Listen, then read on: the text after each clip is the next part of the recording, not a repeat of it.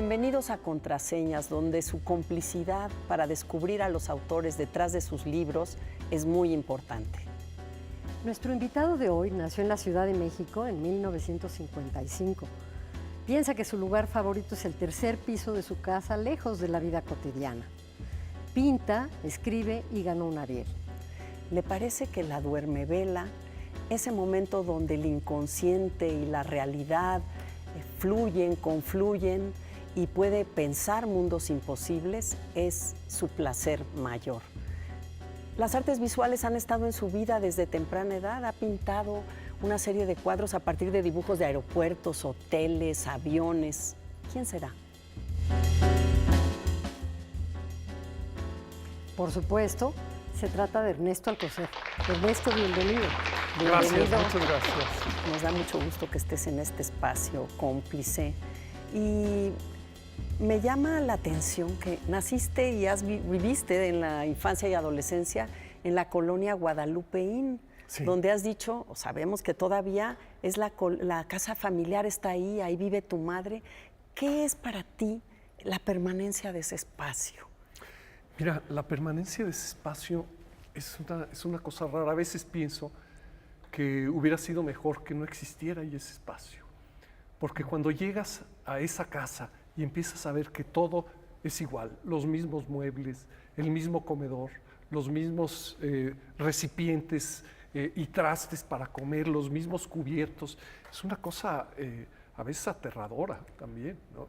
Porque han pasado muchísimos años. O sea, yo llegué ahí de 7 años a esa colonia y esa casa, ¿no? Entonces, ves, te asomas al jardín, que es el mismo jardín de mi infancia, con los mismos juegos, los mismos columpios donde yo me mecía y donde después se meció mi hija y todos mis sobrinos y antes mis hermanos también.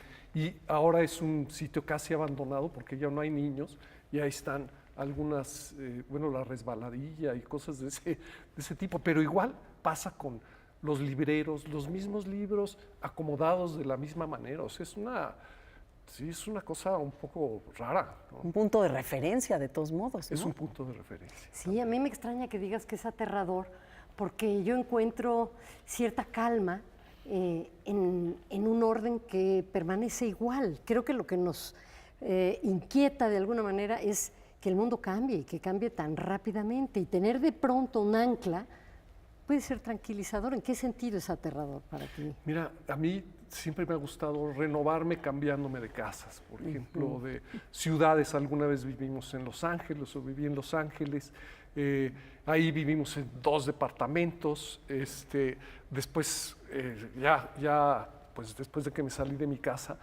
he tenido otra serie de casas también y me ha encantado vivir en distintos lugares. Para mí esa renovación es importantísima. Quizás se parece a escribir libros, que es también proyectos donde te renuevas, ¿no? Claro. Pero fíjate, pensaba yo en un dato interesante que además pones en boca de uno de los personajes de uno de los cuentos del libro Perversidad.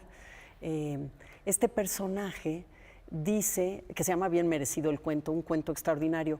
De repente él adopta el mismo año de nacimiento que tú, el 55, y dice que es el año en que nació Bill Gates, el que murió Thomas Mann. Es la era del jet, Lufthansa estrena, Ornella Muti nace. Pero quiero decir que el mundo ha cambiado muchísimo desde entonces, ¿no?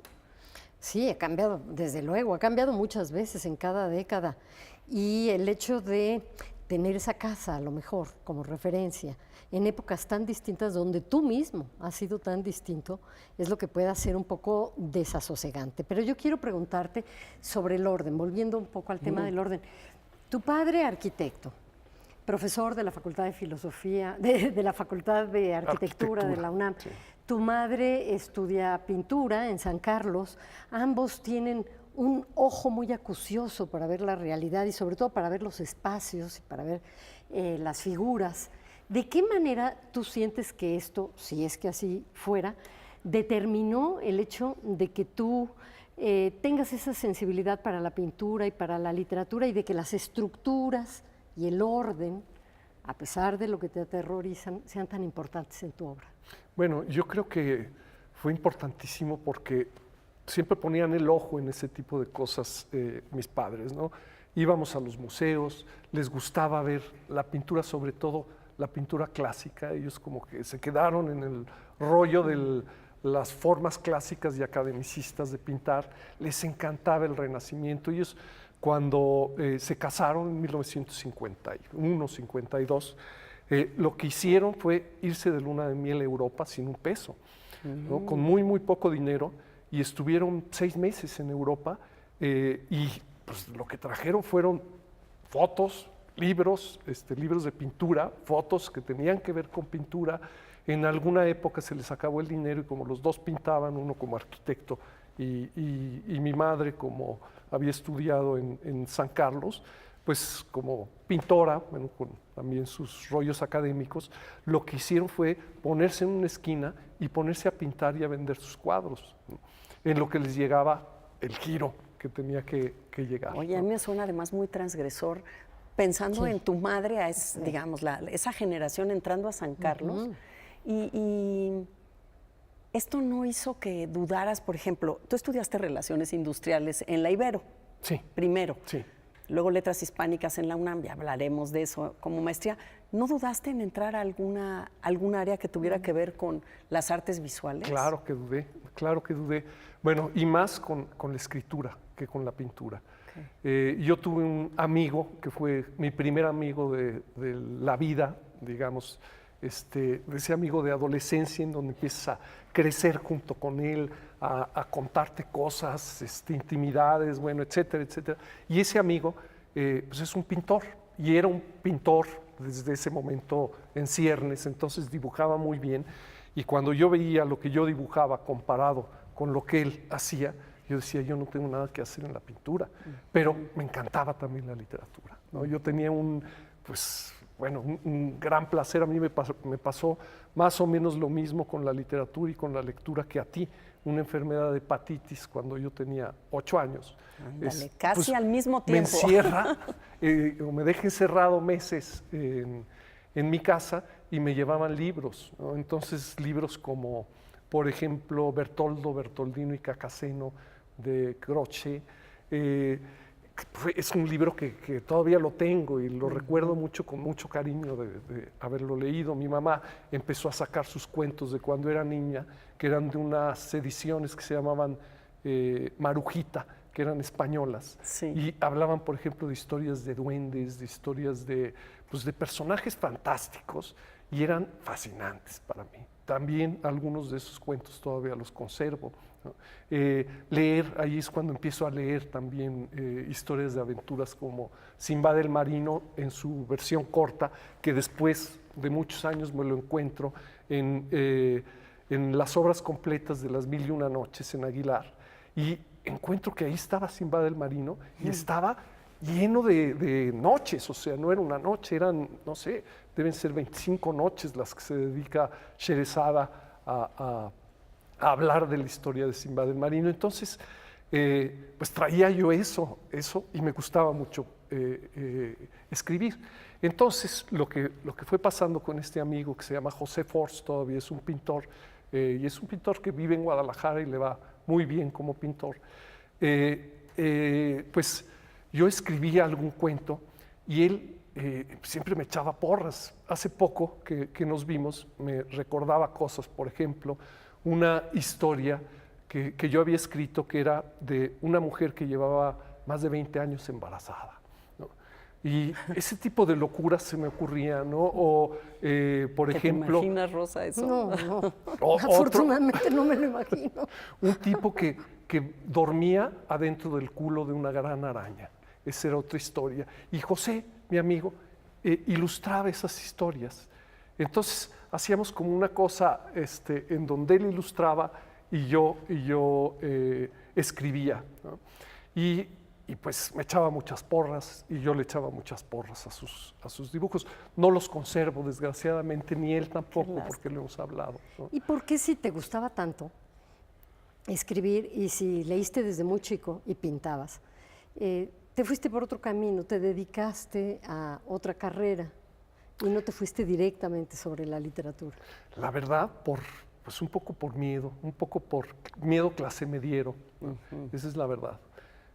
A mí me hubiera gustado también estudiar arquitectura como mi padre, pero yo tengo un hermano que es un año mayor que yo y entró a estudiar arquitectura antes, o sea, me ganó, y yo dije, no, yo no voy a estudiar lo mismo que mi hermano, ¿no? Claro. Y algún día yo no sabía ni qué iba a estudiar, habiendo desechado la posibilidad de entrar a literatura o a filosofía, que también era otra cosa que me llamaba la atención. Y fue algún amigo de una hermana también mayor que estaba estudiando relaciones industriales y contó que pues, era una carrera que hablaba de psicología, que estudiaba uno psicología, estudiaba uno sociología, estudiaba parte de filosofía que tenía que ver con filosofía del trabajo y ese tipo de cosas. Y además tenía unos temas administrativos. Y yo dije, pues esto suena interesante. Y yo estaba ya tenía casi que elegir a dónde me iba a meter a estudiar la carrera, o más bien qué carrera iba a estudiar, y me metí a estudiar. Me inscribí a esa y ahí estuve. Y luego decides hacer una maestría, ¿no? O sea, queda ahí latente esa inquietud por la literatura, y te metes a una maestría y no solo estudias la maestría, sino que conoces a Rosa. Exactamente. Con quien se casa. Sí. Son marido y mujer escritores. Exactamente. Lo que sucede es que me preguntaban en el cuestionario que me mandaron de ustedes, que cuáles eran los parteaguas que yo había tenido. Y uno de los parteaguas para mí fue cuando termino la carrera esa de Relaciones Industriales, dije, yo no quiero saber nada de esto. Entonces, cojo ahorros que tenía de trabajos que había ya hecho, ¿no? De primeros trabajos de Relaciones Industriales cuando todavía estaba estudiando. Y vendo mi coche, tenía un coche viejo, un Renault, y entonces junto ese dinero y me voy a Europa. Y me voy a Europa y me paso 6 meses en Europa pensando y diciendo, yo no voy a volver a saber nada de las relaciones industriales y me voy a meter a la UNAM a estudiar literatura. Entonces regreso, entro a la UNAM,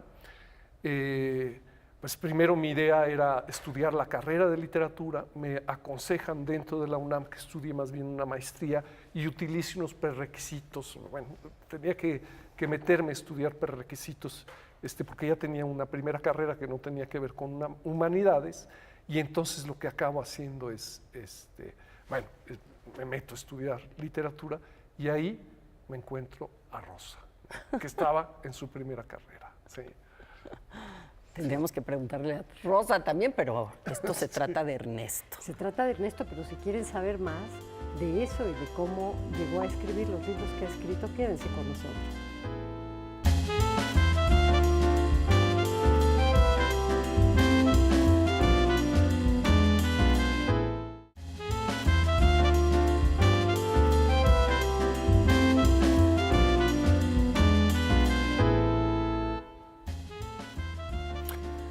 ¿Adentro de qué historia les gustaría vivir? ¿De qué novela que hayan ustedes leído?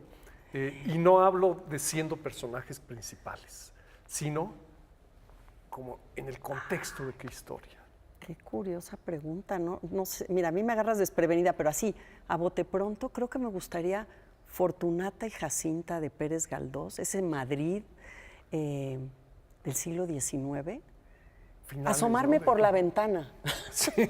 Yo no quiero ser Fortunata ni Jacinta. Quiero ver todo ese mundo de secretos y ese mundo de las clases sociales distintas que se encuentra en la calle, en su bullicio. Ese Madrid se me antojaría verlo en esa novela. Ay, no, tu pregunta es terrible porque yo me doy cuenta que todas las novelas que amo, toda la literatura que amo tiene que ver con personajes dramáticos y con situaciones terribles en las que yo no quisiera estar. Pero como tengo que contestar algo, entonces, bueno, pues diré que alguna de las novelas de Tolstoy, probablemente Guerra y Paz, solamente en la parte de lo doméstico, no en la guerra. Los 2 últimos capítulos. Y lo que va contando, todo lo demás. Oye, eso me lleva a una pregunta que tiene que ver con la primera novela que escribes cuando estás en Los Ángeles. Sí. Bueno, te vas a Los Ángeles, renuncias a un trabajo, te vas porque Rosa va a hacer su doctorado y tú tienes la oportunidad, rompes con algo, es otra vez un rompimiento, así Sí, como es hablaste de otro Europa, parteaguas, y sí. romper y escribir. Y esta novela que también se llamaba Lola, que sucede en el ámbito del mundo de los gitanos en México, del el flamenco, o sea, ese mundo en el que nos haces vivir cuando lo leemos, es un mundo que, ¿cómo llegó a tu novela? Llegó por el personaje, porque yo estaba buscando un personaje que fuera una mujer y que fuera fuerte, que tuviera una personalidad muy fuerte. Y para mí, pues un poco me acordé de alguna vez cuando estaba yo en Europa, ese primer viaje, pues que voy a ver el flamenco y me encuentro unas mujeres que eran tremendamente sensuales en su fuerza. Es muy diferente una mujer que baila mambo a una mujer que baila flamenco, ¿no? Y yo prefiero toda la vida la que baila flamenco. O sea, a que la te gustan baila las mambo. mujeres fuertes. Me encanta. Más o menos, más.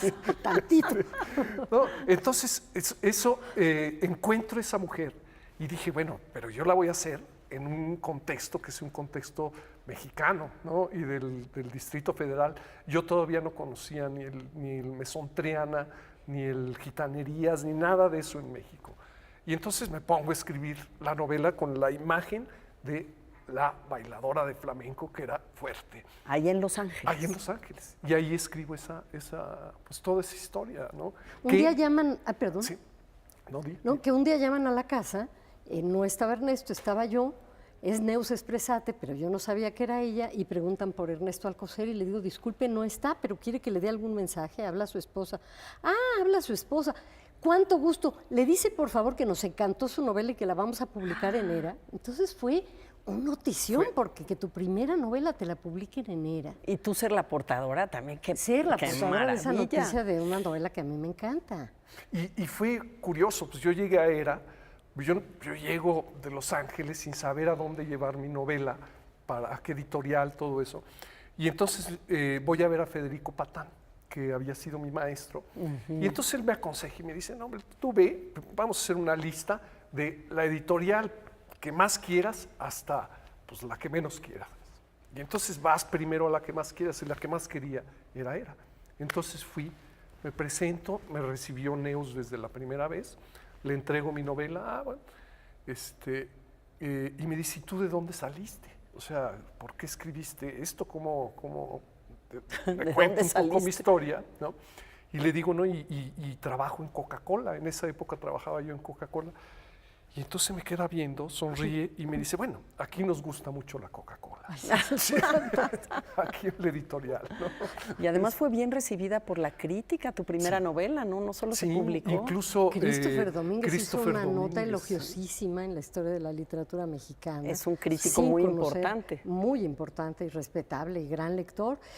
Desde que yo te conozco, te conocí escribiendo ya y estudiando literatura, pero tienes esta afición por recortar noticias de los periódicos, ir juntando tus carpetas con noticias parecidas a las historias que escribías cuando hablabas de esa amistad con José Force, y luego a convertir estas noticias en relatos, ¿no? O en novelas. Sí. ¿Qué es lo que hace que una de esas noticias te llame la atención? ¿Qué tiene que tener? Bueno, para mí tiene que tener algo que sea descabellado, que sea, y que haya un personaje en el que tenga yo que explorar alguna cosa que me interese. Por ejemplo, esta novela, esta historia que decías que no es un cuento, pero tampoco es una novela, o podría ser tal vez una novela corta, habla de, yo me encuentro un día una noticia en el periódico que habla de un tipo que el encabezado era algo así como mató a su madre porque le pinchó la hinchable. Y entonces leo, y era una pequeñísima nota que hablaba de un tipo que pues un día estaba viendo una película pornográfica con su muñeca hinchable en su casa, ¿no? A los 40 años, y llega su madre enojadísima y con el cuchillo de la cocina le pincha la hinchable, el otro se enoja, le quita La hinchable acá es la inflable. la inflable, la Sí, muñeca sí, me inflable, queda claro. le quita el cuchillo y empieza a perseguirla y a darle piquetitos. La madre se va al balcón a gritar auxilio, y cuando él ve que va a gritar auxilio, le encaja el cuchillo y la mata. Y esa es la historia que viene ahí. Y a mí lo que me interesaba es saber cuál era la historia de ese personaje. De ese personaje que aparentemente, pues, bueno, estaba absolutamente loco, ¿no? Pero cómo llega a estar tan loco y quién era esa madre, ¿no? Claro. Entonces, pues recreo toda la historia. Claro, como que las situaciones extremas, ¿no? De las exacto. noticias, me da la impresión de que te revelan un momento de la condición humana que dices, ¿cómo se puede llegar a esto, no? Y sin embargo, fíjate que yo encuentro una diferencia enorme entre el hombre que mata a la madre porque rompe su muñeca inflable y toda la perversidad del padre Maciel, que después se va a convertir en Obediencia Perfecta, aunque recreada y tomado también los elementos de otros personajes pedrastas, ¿no? ¿Qué salto tan grande en términos del tipo de locura que se tiene que tener de estos dos personajes? ¿Por qué te decidiste de pronto por tomar un hecho tan real y tan presente, no solo en los países hispánicos, en todo el mundo? Como el de Maciel, Sí. por ejemplo, que en realidad no es Maciel, pero, Pero digamos, está inspirado mucho en cuestiones de Maciel y que tiene que ver también con algo que me encuentro un día en el periódico, en una noticia, una nota de Facio, y que habla de qué es lo que pasa con pues, todas las denuncias que hay en el Vaticano y que nadie les hace caso. Que además es un tema que ahorita otra vez... Otra vez, bueno, está que en boga, nunca ha estado se vuelve a fuera. tratar de la misma 25 manera. años en lo Sí, mismo, ¿no? claro. Desde las primeras denuncias de Barba y de esta gente que Claro. fue abusada por Maciel desde hace muchísimos años. Bueno, y por otros tantos, hay muchísimas historias. Pero yo tomo eso y a mí lo que me interesaba era cuál es la psicología del abusador, ¿no? Y qué pasa con la mente de un cura para autojustificarse como un abusador. Porque eso es a mí lo que me interesa. Generalmente cuando uno coge la página roja y empieza a leer alguna cosa, se encuentran notas en donde siempre la víctima es la víctima y el victimario pues es un malvado. Y no sabe uno nada del malvado, ¿no? Son como estereotipos. Claro, y a mí me interesa saber la vida del ¿qué hay malvado. detrás del oscuro? Que es un ¿Qué poco hay a sangre detrás del fría Truman Capote, ¿no? Estas preguntas que uno hace cuando escribe. Y este cuento, Obediencia Perfecta, está en el libro de cuentos Perversidad y se vuelve película, Y sí, Ernesto. A ver, fíjate, cuéntanos mira, cómo se vuelve película. Este libro, que es Perversidad, tiene una portada que a mí me parecía horrible. Es horrible. Pero es una portada que llama mucho la atención.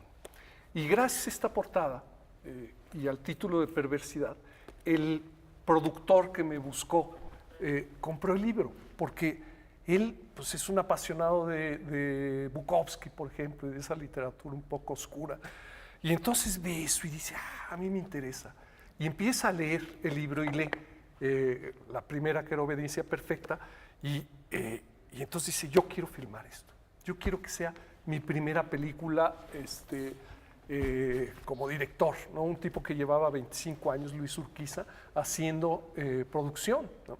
Entonces, nos juntamos, me ofrece comprar los derechos de la historia, todo eso, y acabamos en que vamos a hacer el guión juntos, aunque ninguno de los dos hubiera escrito nunca un guión. Y trabajamos el guión juntos hasta que, bueno, van sucediendo cosas y terminamos filmando la película. Y digo yo terminamos porque pues desde el primer día yo estaba sentado junto a Luis, viendo cómo sucedían todas las cosas, hasta los castings, y en todo me invitaba y yo me sentí muy honrado, pero además aprendí muchísimo. Claro, y terminó con un final extraordinario, que es un Ariel, ¿no? Claro. Después de haber escrito una novela, adaptarla a un guión, y ahora escribes esta novela, Aparición Forzada, que es la que estás presentando, y que estás también reescribiendo como guión, pero tiene un motor muy distinto que el de la pederastia o el del erotismo y esta pulsión sexual que tiene la primera novela, ¿no? Esto habla de otra cosa, habla de la fecha de caducidad. De la fecha, de las corporaciones, de esos trabajos largos, 25 años y que un día adiós. Y habla de el sentido de la vida, ¿no? Sí. O sea, se acaba eso era lo que... A ver, Aparición Forzada, que es una novela que la empiezan y no la pueden dejar. Además tiene este olor a hoy y a vernos de frente con nuestra vida matrimonial, las decisiones que hemos tomado y quiénes somos también y quiénes queríamos ser. En la sociedad de desecho. En La que nos sociedad de encontramos, ¿no? desecho. Úsese y Exactamente, tírese. Sí, sí. Bueno, yo creo que es una crítica tremenda a la sociedad capitalista actual. ¿Qué quiere decir? Pues deshumanizada. Esa sociedad que pues lo que le importa es más bien ver cómo sigue produciendo más y más. Y desecha en el camino a todo lo que se encuentra que principalmente pues tiene que ver con formas de sentir que son genuinas y que son humanas, que te tocan, que es para lo que pues casi todos vivimos, ¿no? Yo me encuentro con la mayoría de la gente, hasta los más rudos personajes rockeros que he conocido y todo eso, cuando te empiezan a hablar de sus hijos, se les ponen los ojos rojos y casi empiezan a llorar, ¿no? Claro. Y de su descendencia. Y eso todos lo olvidan, ¿no? O sea, se olvida en el este mundo mundo depredador, empresarial, ¿no? depredador. Y fíjate que el tono de la novela es muy interesante porque es narrada desde el personaje, Santiago, ¿no? Y cómo oyes el discurso, o sea, quien no ha estado ahí, quien ha estado ahí segura, o sea, para quien no ha estado ahí sientes que estás ahí, la forma de hablar, las formas de tener contentos a los demás, las soledades que se viven en los hoteles, en esta vida en mudanza, nómada. ¿Sabes qué pasa? Yo siempre escribo en primera persona. Me siento muy cómodo con ese tipo de voz, ¿no? Y escribir en primera persona para mí es un poco como lo que hace un actor o una actriz cuando se meten en papel.